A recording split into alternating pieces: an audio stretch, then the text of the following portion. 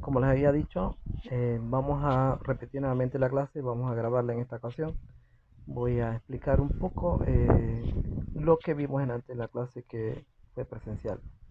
Bien, primero que todo vamos a ver los objetivos de la clase. En esta clase vamos a conocer los orígenes del cálculo y vamos a identificar el concepto del límite y analizar el límite de una función desde el punto de vista gráfico. Primero que todo, vamos a responder a la pregunta ¿qué es el cálculo? Para ello, vamos a remontarnos a la antigua Grecia, a los griegos, 2500 años antes de Cristo, ¿verdad? Que fue los que realmente desarrollaron los principios básicos del cálculo. Claro que para ese entonces no se conocía como cálculo, sino como geometría. ¿Quiénes? Pues matemáticos conocidísimos como Arquímedes y Tales desarrollaron una técnica llamada método de eliminaciones sucesivas para calcular el área de polígonos regulares. ¿En qué consiste el método de eliminaciones sucesivas? Bueno, este método consiste en dividir el polígono de triángulos y sumar el área de todos los triángulos resultantes. Es decir, para ello necesitamos conocer el área de un triángulo, ¿verdad? Hoy día sabemos que el área de un triángulo es base por altura entre 2.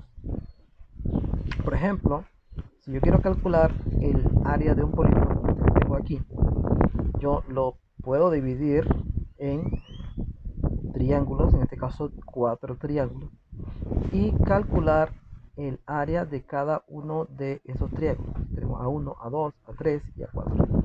De modo que el área total es la suma de las áreas individuales de cada triángulo. Pero ¿qué pasa si la figura geométrica no es un polígono? Por ejemplo, un círculo. Ya el dividir en triángulos no me funciona. Sin embargo, puedo modificar el método de eliminaciones sucesivas para inscribir, o sea, meter dentro, o circunscribir, o sea, poner por fuera polígonos regulares en la figura y luego aumentar el número de lados de los polígonos.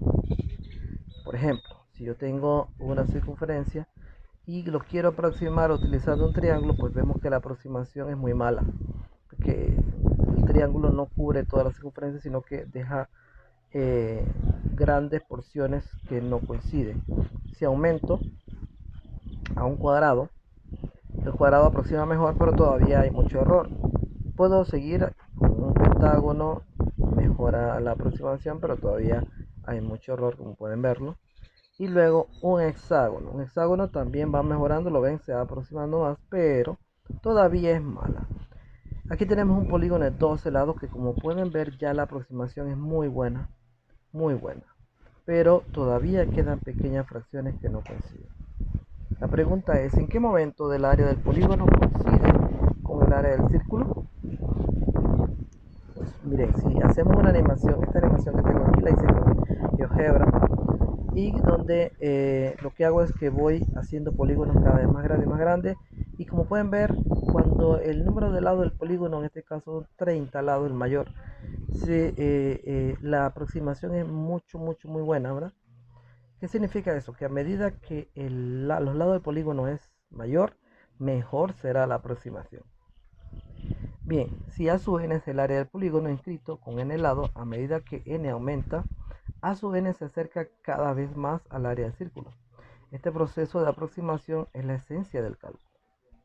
Así que tal como lo dijo Arquímedes, Eureka, el área del círculo es aproximadamente el área del polígono de n lados cuando n crece indefinidamente. Vamos a ver un poco el concepto de límite. Como dijimos, el origen del cálculo está en la época griega con el concepto de aproximación mediante el método, pero es un método para calcular áreas. El concepto de límite es un concepto mucho más general y mucho más profundo que se desarrolló en los siglos XVI y XVII. Pero no es la obra de una sola persona. Por ejemplo, es una contribución de muchos matemáticos como John Wallis, D'Alembert, Cauchy, Ballestras. Todos estos nombres son importantes porque cada uno hizo su contribución al desarrollo del cálculo y del concepto de límite. Pero sin embargo, hay dos grandes matemáticos que son Isaac Newton y bueno, aquí está Leibniz, que realmente me fue un copy-paste. Bien, Leibniz y Newton desarrollaron en forma individual el cálculo, pues, cada uno en sus respectivos épocas.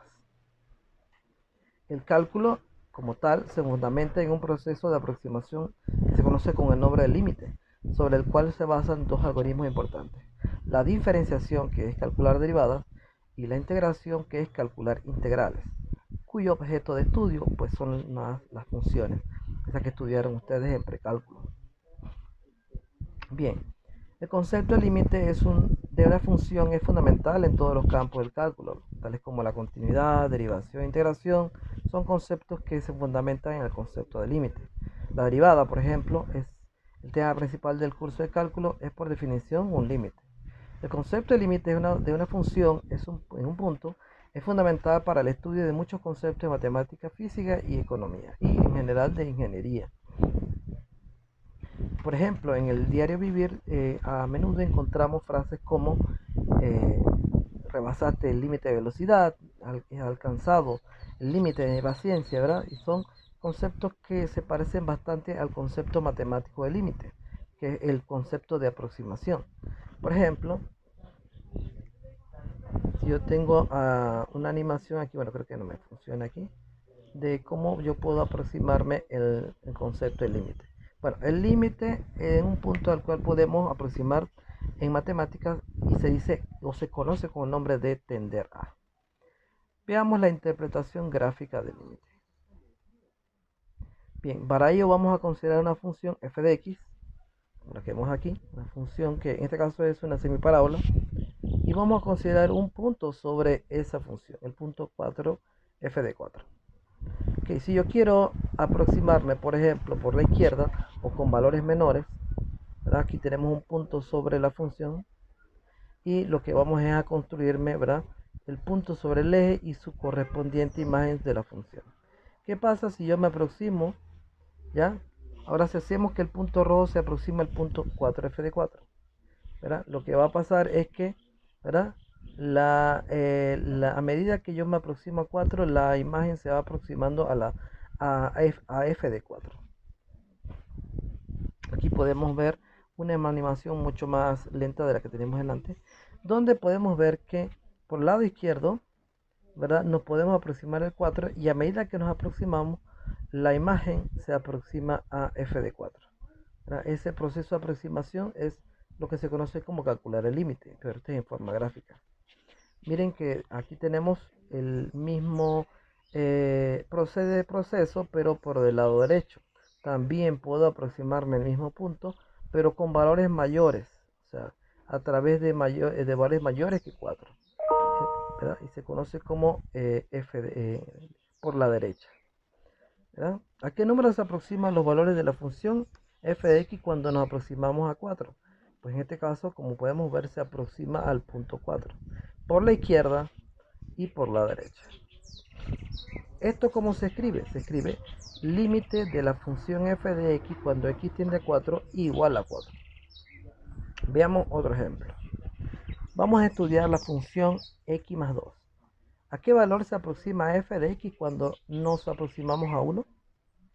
En este caso realmente la función es la que analizamos es 2. Aquí un pequeño error, es 2.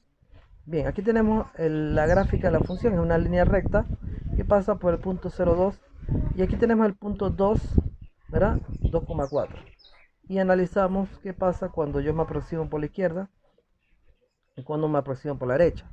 ¿Eso cómo lo puedo hacer? Eso lo puedo hacer a través de un proceso de aproximación o a través de una tabla de valores, ¿verdad? Pues si no podemos hacer la gráfica, podemos hacer una tabla de valores con valores que están por debajo de 2 y con valores que están por encima de 2. O sea, tomamos valores muy cerca de 2 pero que estén por debajo, 1.8, 1.9, 1.99 y así por encima 2.01, 2.1, 2.2, nos vamos alejando, ¿verdad? O nos vamos acercando por la derecha.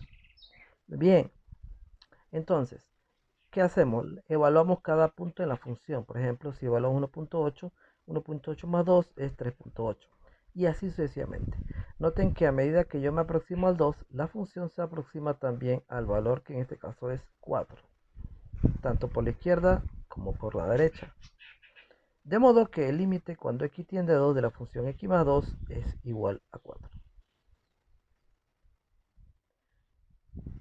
Fíjense que el valor del límite lo pude haber calculado sustituyendo directamente el valor de 2 en la función. Así, en este caso f2 igual a 4.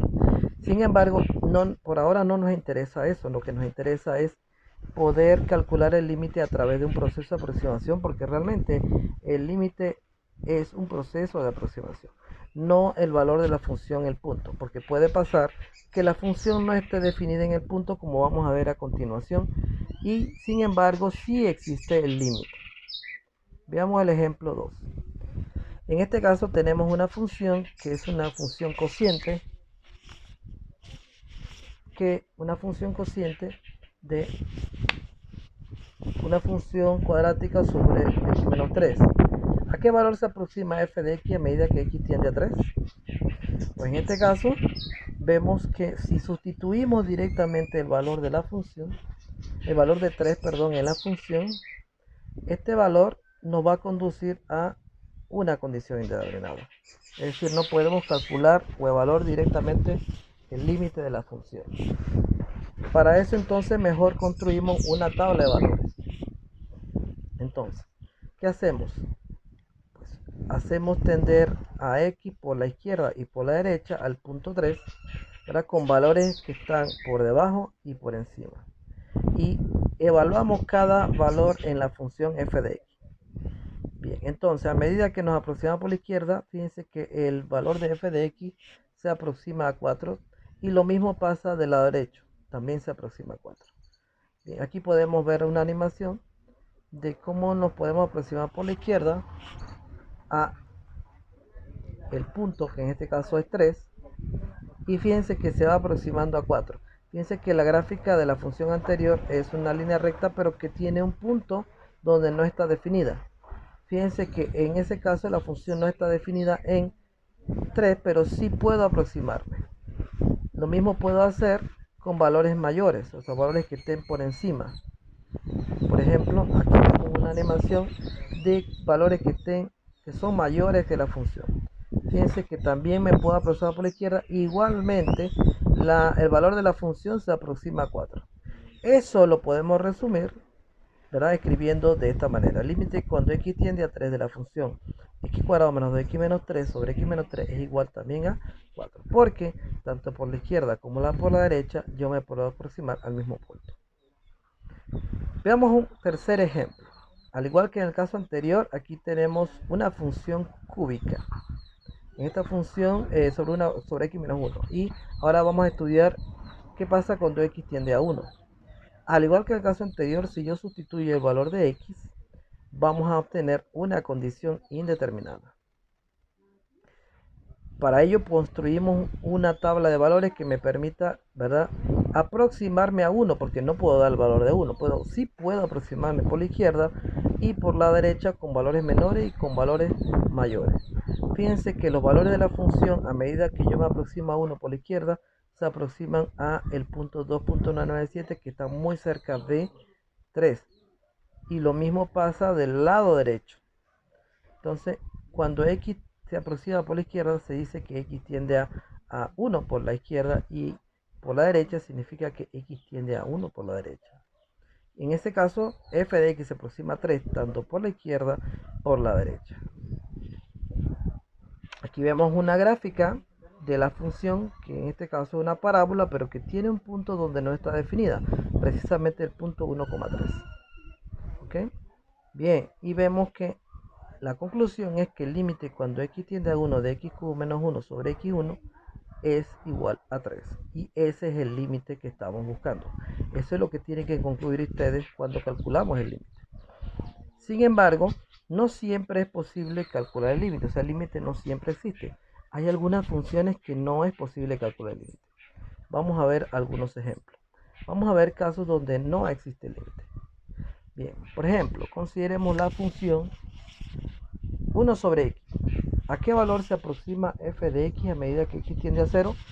Noten que no puedo sustituir el valor de 0 aquí en la función, ¿verdad? Porque me genera también igualmente una condición indeterminada.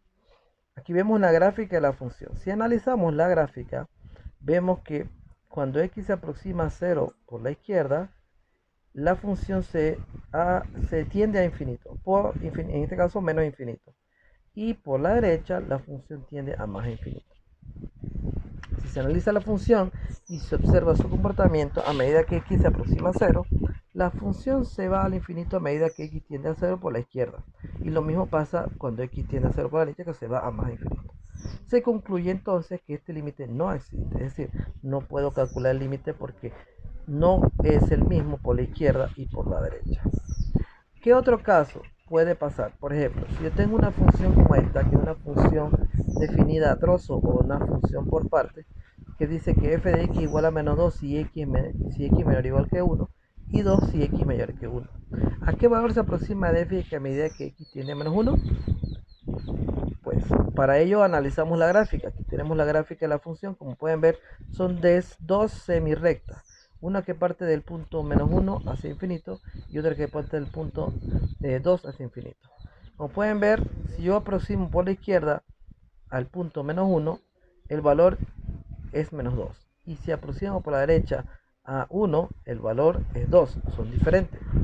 Si se analiza la función y se observa su comportamiento, a medida que x se aproxima a menos 1, se puede concluir que la función se aproxima a 2 a medida que x tiende a menos 1 por la derecha y la función se aproxima a menos 2 a medida que x tiende a menos 1 por la izquierda. Al igual que en el caso anterior, los límites no coinciden porque tienen que ser los mismos para poder que se pueda calcular el límite. Bien, con esto termina esta presentación. En la plataforma va a estar disponible la práctica que corresponde a esta clase. Hasta luego.